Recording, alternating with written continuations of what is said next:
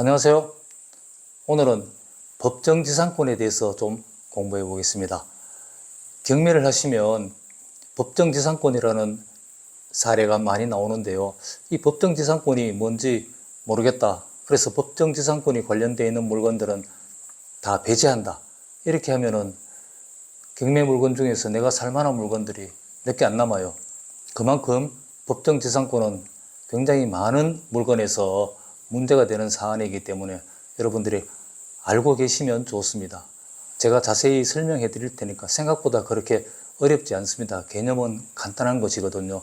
이걸 알고 있으면 이렇게 법정지상권 문제가 있는 물건이지만 내가 사도 되겠다, 사면 안 되겠다, 이거를 판단하시는데 아마 도움이 될 겁니다. 민법 제366조에 보면 저당물의 경매로 인하여 토지와 그 지상 건물이 다른 소유자에게 속하게 된 때는 토지 소유자는 건물 소유자에 대하여 지상권을 설정한 것으로 본다. 이런 조항이 있습니다. 이게 바로 법정지상권인데요. 물건을 토지만 저당 잡혔는데 토지를 경매를 해버리니까 그 지상에 있는 건물은 토지에 권리가 없는 건물이 될 수 있죠. 그런 경우에 소유자가 달라졌죠. 같은 소유자다가. 이런 경우에 법정지상권이 성립한다. 법정지상권이 성립하면은 그 건물에 대해서 지상권을 설정한 것과 같은 효과가 발생하기 때문에 토지 소유자는 경매 낙찰로 그 물건을 사더라도 권리 행사를 다 하지 못하게 되는 사태가 일어나죠. 이런 법률 관계에 대해서 여러분들이 제대로 알고 계셔야 내가 이런 법정지상권이 성립할 가능성이 있는 물건에 대해서 사야 될지 말아야 될지 판단을 하실 수 있는 겁니다. 이렇게 법정지상권을 그림으로 그려보면 이렇습니다. 이 토지 속에 내가 지금 사고자 하는 건물이 이겁니다. 이 건물, 땅과 건물을 샀는데 이 구석에 작은 건물이 또 하나 있어요. 근데 이거는 소유자가 다르다. 이렇게 경매 정보지에 보면 나옵니다. 그리고 법정 이 건물을 위해서 소유자가 다른 이 붉은색 건물을 위해서 법정지상권이 성립할지 여부는 불분명함. 이런 식으로 조사보고서에 나옵니다. 자, 그러면 그냥 법정지상권이 성립한다 그러면 이거를 빼고 생각하면 되잖아요. 근데 법원에서는 그런 실체적인 판단을 해주지 않습니다. 왜 해주지 않냐 하면은 이게 법정지상권이 성립하는지 안 하는지를 판단하기 위해서는 하나의 재판에 해당하는 그런 조사와 판단 과정을 거쳐야 됩니다. 굉장히 복잡한 일인데 경매 물건이 무수히 나오는데 이거를 법정지상권이 성립합니다. 그러니까 이거는 소유권을 취득할 수 없고 지상권을 설정한 것과 같은 효과를 가지게 됩니다. 이런 식으로 설명해 줄 수가 없는 거예요.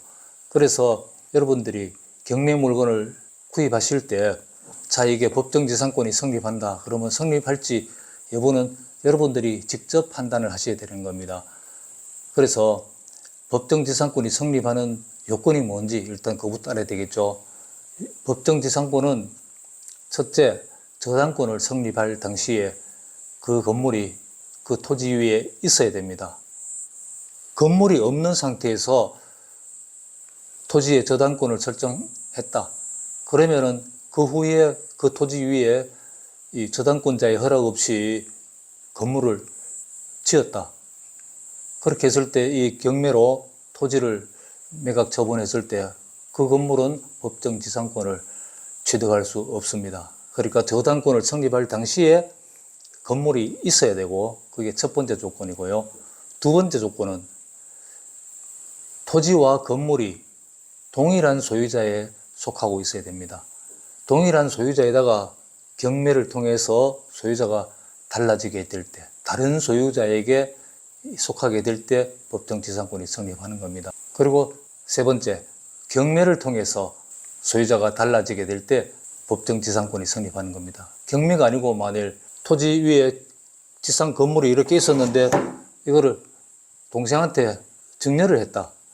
그런 경우에는 관습상의 법정지상권의 문제는 변론으로 하고 법정지상권은 성립하지 않습니다. 경매를 통해서 이 소유자가 달라지게 될 때 법정지상권이 성립하는 겁니다. 이렇게 되면 여러분들이 법정지상권이 어떨 때 성립하는지 여부는 아시겠죠? 자, 그러면 우리가 부동산을 경매를 통해서 사야 되잖아요. 경매를 통해서 이 부동산을 내가 지금 이 물건을 산다고 가정해 보십시오. 이렇게 집이 있고 토지가 이렇게 있는데 이 구석에 타인 소유의 건물이 있어요.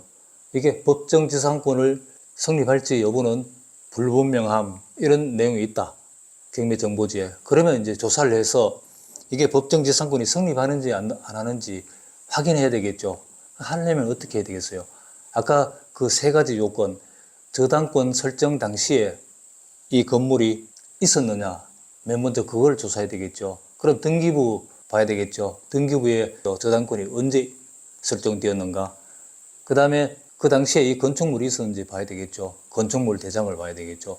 건축허가일자, 건축허가일자, 준공일자, 이런 걸 보면은 알 수 있겠죠. 등기부하고 비교해 보면은 이 설정 당시에 이미 건물이 있었구나. 그리고 또 한 가지 더 봐야 되겠죠. 이게 동일인의 소유였는가. 등기부를 보면 알 수 있겠죠.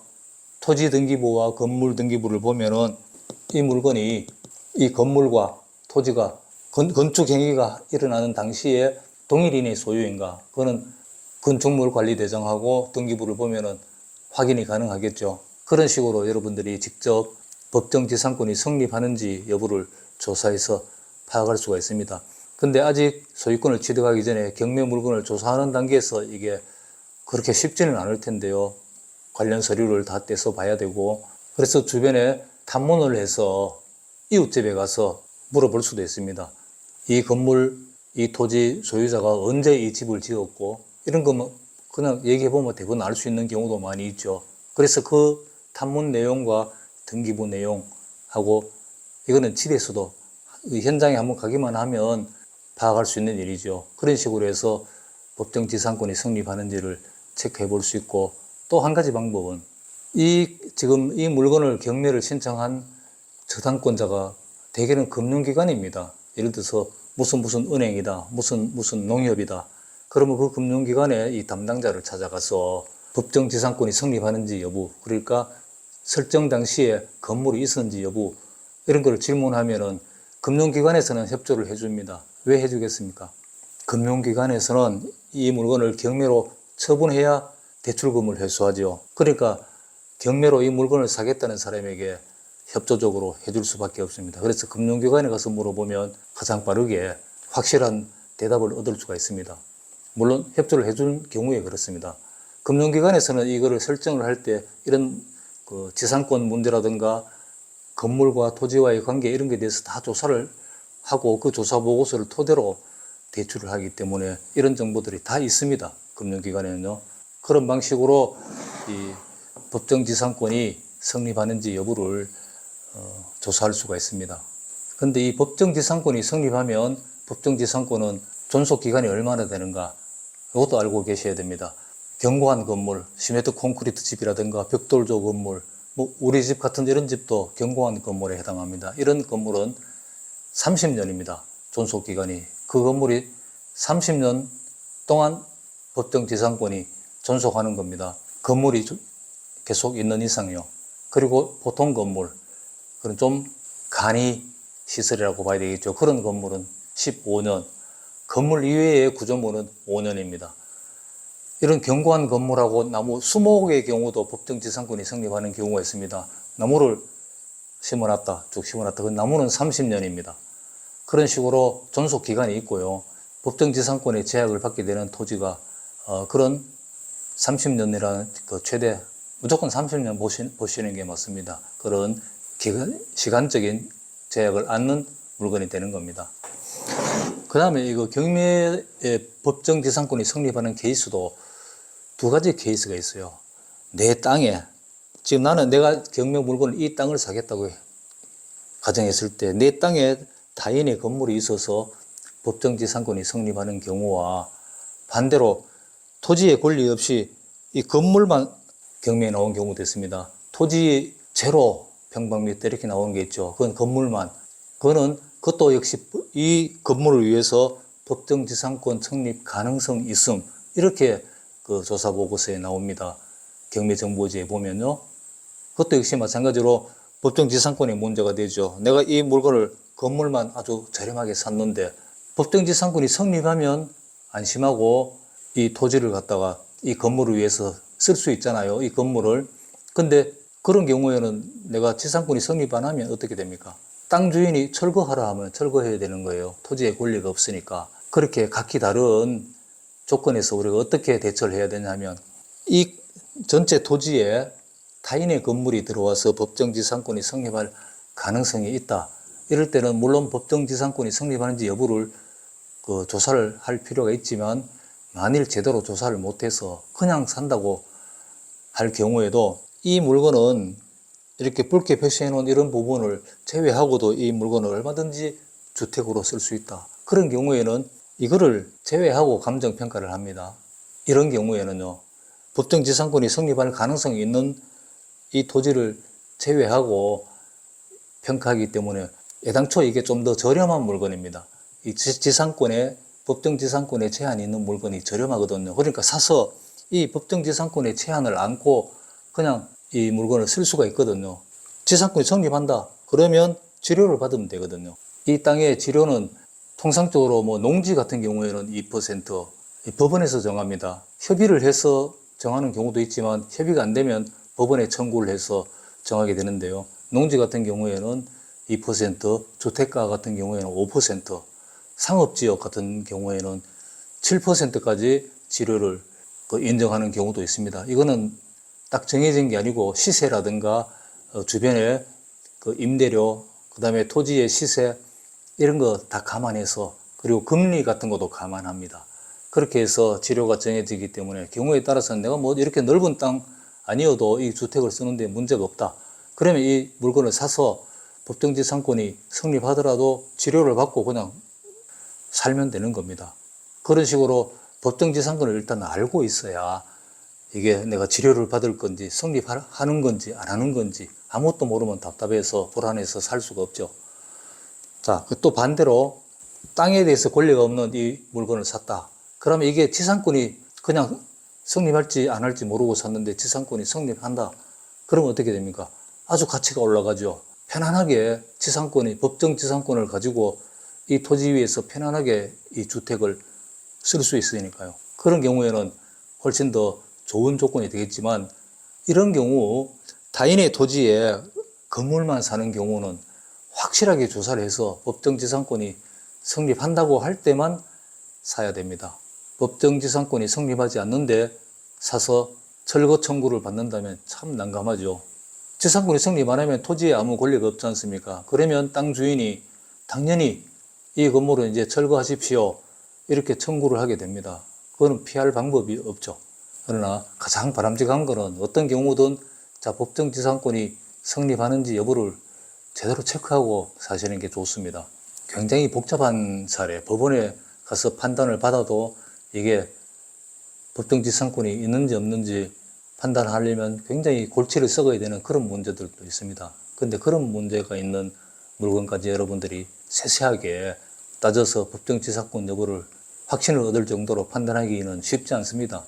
그래서 아까 제가 말씀드린 그 세 가지, 저당권 성립하는 당시에 건물이 있었나, 동일인의 소유였나, 이거를 정확하게 등기부상으로 뚜렷하게 나오고 건축물 대장에 딱 보면 바로 나오는 그런 경우 여러분들이 쉽게 판단할 수 있지 않습니까? 그런 경우에만 법정지상권이 문제되는 물건을 사시면 됩니다. 법정지상권하고 비슷한 건데요, 관습상 법정지상권이라는 것도 있습니다. 그거는 역시 이것과 같은 일은, 이 집이 이 땅 주인하고 같은 소유자였어요.